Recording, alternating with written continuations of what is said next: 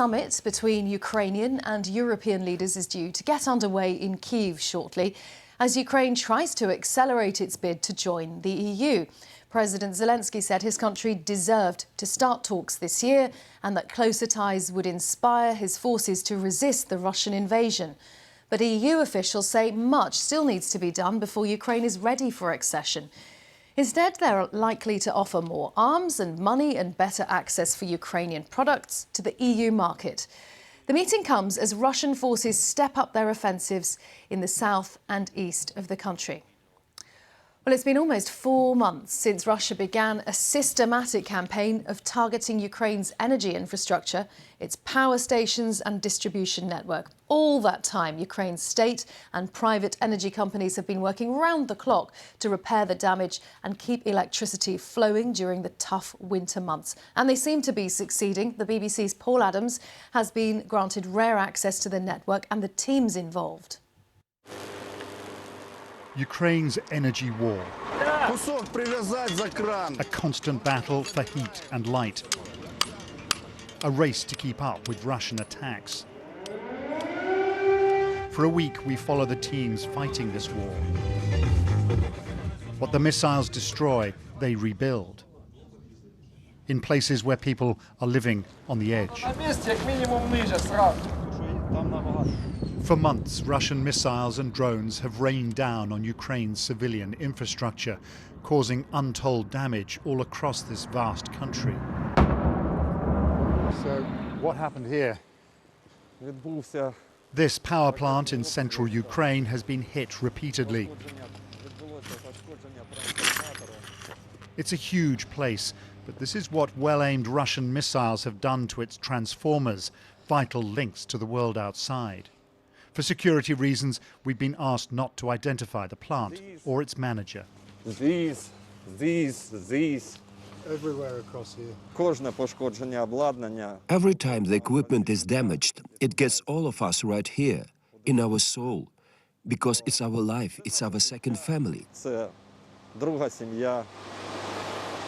Millions of people depend on this coal-fired power station, built in the Soviet era. Fantastic machine!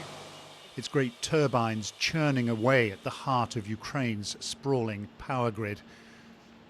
But the staff here know they're in Russia's sights. So there's the siren. We have been expecting it this morning. We have to get out of the turbine hall and head straight for the shelter. On days like these, hours are spent underground. Anxious moments as news comes in of a fresh wave of attacks.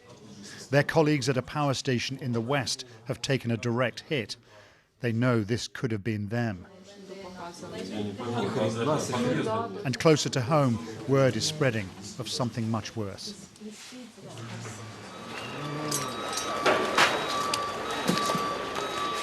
Across town, a tragedy is unfolding. A missile, almost certainly aimed at the power station, has struck an apartment building instead. The rescue effort is frantic. 46 people have died here. We travel south towards communities under fire, Ukraine's army of engineers racing from one repair job to the next. This happens all the time, Vladimir tells me. We're on our way to a village shelled just last night. The power lines are down again. The repairs won't take long, but the men know they'll be back. This is pure terror, terrorizing the population, causing maximum damage to the infrastructure. This is a tactic of the Russians on the other side of the reservoir.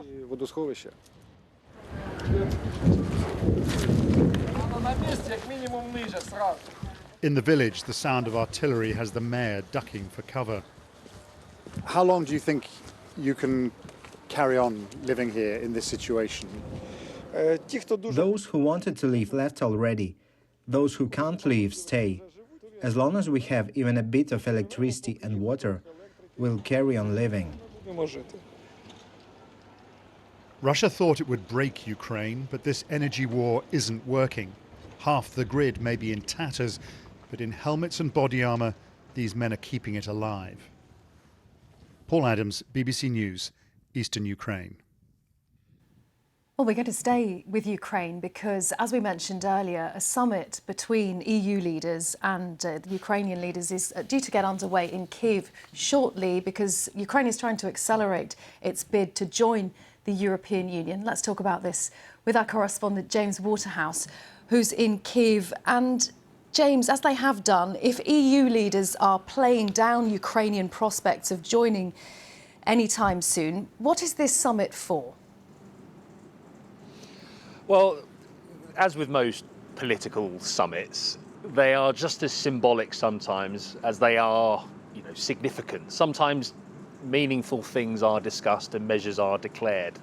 And we have had that. So Ursula von der Leyen, the head of the European Commission, met with President Zelensky yesterday. They discussed continued military and financial help. 18 billion euros has just arrived in Ukraine to help with its survival in the continued defence of Russia's all-out invasion.